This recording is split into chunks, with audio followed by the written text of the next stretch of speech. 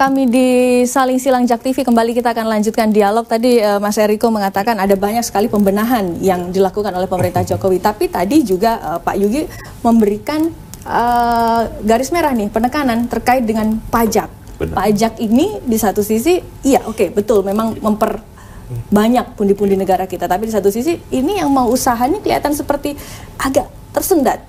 Benar itu Mbak Ratna, justru disitulah kita ingin memberikan masukan kepada pemerintah dan sebagian sebenarnya sudah dilaksanakan. Jadi perpajakan ini harus dibuat pola otomatisasi. Jadi misalnya seperti beli baju dengan adanya PPN. Satu kali aja. Satu kali, otomatis. Nah, jadi atas nama misalnya Eriko atau atas nama Abra, NPWP sekian ini langsung masuk. Sehingga kita bisa melaporkannya dengan otomatis. Seperti itu ya. Kedua Mbak, jangan dilihat dari perputaran aset atau perputaran katakan omset. Jangan dilihat dari itu, karena begini, seperti contohnya retail, untungnya cuma 4%. Jangan dilihat omsetnya 100 triliun, wah pajaknya bisa 10%, nggak bisa. Karena untungnya sendiri kotor 4%. Nah, yang harus dilihat dari mana? Di perpajakan dunia yang di negara-negara maju seperti Australia, itu dari income basis. Tapi mungkin jangan-jangan target perpajakan yang menentukan pemerintah sendiri. Sekarang kan begini, ini kan bisa dihitung. Ya toh, kalau dengan perputaran sedemikian besar, kemudian juga ekonomi masyarakat kecil UMKM ini berjalan dengan baik, tentu dia akan membayar pajak. Karena kenapa? Kan sudah basis datanya sudah ada. Tetapi dari income, katakan income-nya 1 tahun 50 juta, dari situ diberikan pajaknya sekali dan cukup. Sehingga kenapa? Dengan kemudahan seperti itu, orang berusaha itu semakin sejauh mana kemudian DPR sudah menyampaikan ini ke eksekutif bahwa rupanya perpajakan ini juga sangat membebani pengusaha. Kami tentu sudah memberikan masukan melalui fraksi tentunya, dan ini direspon baik oleh pemerintah. Dan ini, tapi sekali lagi Mbak, merubah ini kan tentu perlu proses waktu seperti tadi yang saya sampaikan. Tidak bisa saat ini tapi kita Pak berikan. Sudah terengah-engahnya sekarang nih Pak. Wajar, tentu wajar.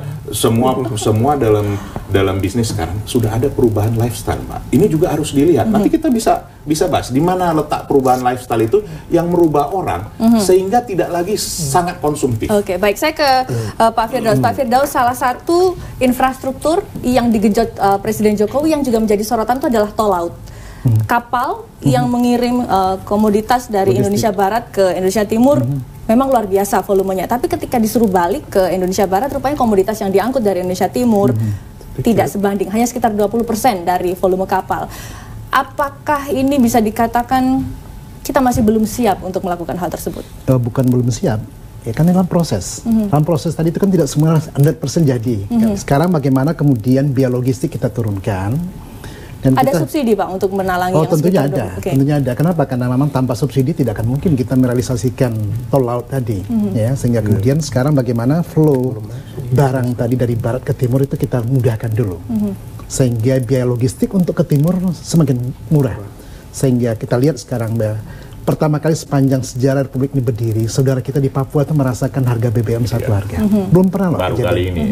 Ya, kemudian harga semen sekarang udah hampir sama di Pulau Jawa. Walaupun kemudian Pertamina berdarah-darah, tapi kan memang negara harus hadir. Ya kan, negara harus hadir di sananya. Tapi kan ini sebuah proses. Nanti ketika kemudian di daerah timurnya kemudian kita develop, berkembang, lalu kemudian saat itu kemudian exchange barang itu ke barat akan terjadi, sehingga costnya juga akan semakin turun. Nah, ini yang proses ini yang saya katakan, jangan tiba-tiba kemudian pengamat mengatakan bahwa ini ada yang salah. Tidak.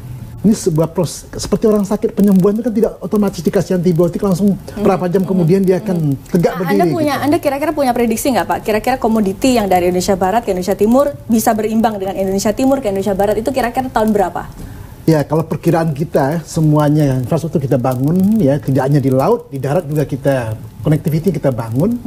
Ya, kita berharap di periode kedua nanti ya pemerintahan Jokowi itu kita akan menikmati bahwa prediksi orang tahun 2030 nanti kita pelaku ekonomi 5 besar tadi itu saya tidak akan ragu. Pak Firdaus Ali tampaknya sudah yakin bahwa pemerintah Jokowi sudah harus masuk ke periode kedua ya Pak. Insya Allah.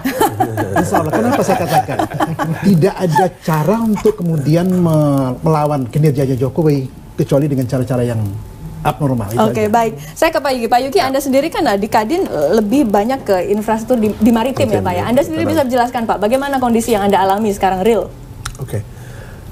Terkait dengan tol laut tadi. Ada berita bagus, teman rekan kami di Kadin, dia kemarin berbisnis refrigerated container dari 400 sekarang ini true story ya, 400 sekarang jadi 1000. Berarti dia bawa ayam, es krim, segala macam ke wilayah Indonesia Timur, dia kembali bawa ikan. Ikan kita nambah, kita akui di situ. Makanya dia tambah terus sampai 1000 refrigerated container. Satu refrigerated container itu harga 23.000 US. Tapi the business is good, ya kan, jalan. Tapi memang tidak bisa disuruh pelaku usaha yang bisnisnya tidak profit, suruh investasi. Itu tugasnya pemerintah kan, membuka ini. Misalnya baru. Bisnis apa, Mas? Nah, yang untuk tol laut kan belum ada swasta kan, karena hitungannya belum masuk. Gitu. Yang kedua, pemerintah suruh kita atau ke Kementerian Kelautan buka cold storage, buka sentra perikanan. Tapi kalau nggak ada listrik, artinya kan infrastruktur juga. Kalau listrik nggak ada, akhirnya lebih besar biayanya pakai genset untuk membuat cold storage tersebut. Padahal kalau di Dobo, di Tual segala macam sudah ada beberapa cold storage ya untuk Indonesia Timur, mereka kan bisa angkat tiap hari karena kan mereka freshness-nya terjaga. Itu yang bisa diangkat. Nah, dari situ dampak ekonomi scale-nya berefek kepada Indonesia Timur. Cuma kalau ikannya tidak ada pendingin, tidak ada yang dibawa dari Indonesia Timur ke pusat. Padahal ikan memang lagi banyak-banyaknya sekarang. Sebenarnya Mas Abra, kalau kita lihat gejalanya banyak yang positif, tapi kenapa kemudian tidak banyak masyarakat yang kemudian hal itu bisa mendongkrak daya beli masyarakat, naik masyarakat dalam waktu dekat? Ya, tadi dikatakan bahwa pembangunan infrastruktur dalam jangka panjang akan memberikan implikasi, dampak terhadap ekonomi. Tapi kita juga harus ingat bahwa infrastruktur itu tidak hanya infrastruktur fisik.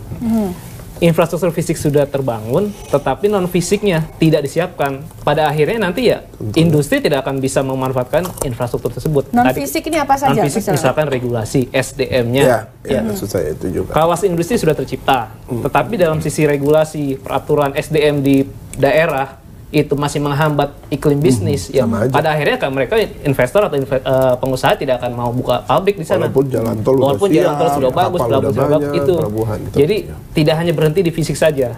Nah, yang dikhawatirkan ketika kita sudah membakar uang habis-habisan untuk infrastruktur fisik dalam jangka panjang, itu infrastruktur malah justru mangkrak dalam tanda kutip karena tadi tidak termanfaatkan. Ada hambatan-hambatan yang non fisik tadi.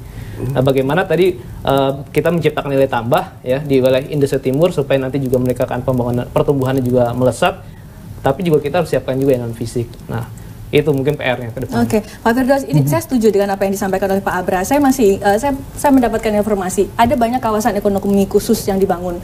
Salah satunya seperti di Kekse Mangke. Tapi di sana rupanya harga gasnya juga luar biasa. Sampai kemudian hanya beberapa industri lah yang ada di sana. Dan itu mungkin bisa jadi juga terjadi di kawasan ekonomi khusus yang lain. Apakah itu sudah diperhitungkan oleh pemerintah?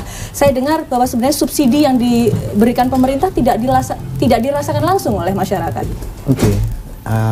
Kasus-kasus itu kita record, kita catat, dilaporkan kepada pemerintah. Ke pemerintah. Dan kemudian pemerintah tidak tinggal diam, sedang mencarikan formulasi seperti apa. Ini ibarat sakit nih, ya. Dalam saya bersamaan dilaporkan ada yang kudis, ada yang kemudian panau, ada yang kakinya keseleo. Tentu pemerintah kemudian melihat mana dulu yang kita selesaikan sehingga dia bisa bergerak dulu. Ya, nggak mungkin semuanya kita polis dalam bersamaan. Ya. Proses ini yang sedang kita lakukan. Di infrastruktur kita memastikan connectivity.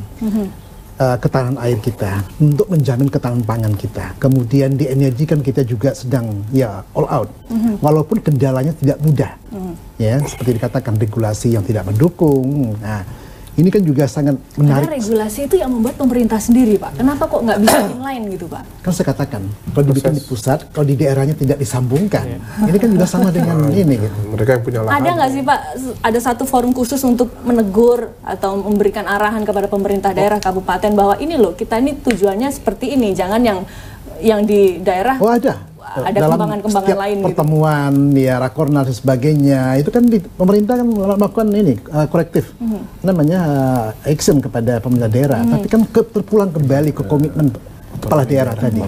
Ini yang kemudian ya saya katakan salah satu kelemahan kita untuk melompat lebih cepat lebih jauh tadi itu adalah kenapa pemerintah daerah kita tidak siap untuk kemudian shifting kepada pertumbuhan yang lebih cepat tadi. Kenapa? Karena memang ya beruntung kita sekarang cycle pemilihan ininya dibikin serentak. Gap ini kan selama ini kan bikin orang sibuk hanya ngurusin pilkada. Ya, nah, belum selesai kemudian ya datang lagi yang berikutnya lagi gitu. Karena ini tentunya kemudian urusan politik, kemudian urusan bagaimana membangun negeri ini kan kita sedang belajar bagaimana kemudian mengharmoniskannya tadi. Nah, proses ini kan tidak mudah juga. Ya, dikatakan pemerintah melakukan 16 paket kebijakan, kemudian memangkas aturan-aturan yang ada dari 42.000 kita pangkas. Walaupun dalam praktiknya kemudian di MK dimentahkan kembali gitu kan. Nah, ini yang kemudian kalau semua komponen di Republik ini dari daerah sampai ke pusat itu kemudian memahami bahwa kita ini harus sinergi. Saya yakin keluhan ini tidak akan dihadapi untuk menjadi bangsa besar. Oke, baik. Kita akan kembali saat lagi, saudara. Tetap bersama kami di Saling Silang Jak TV.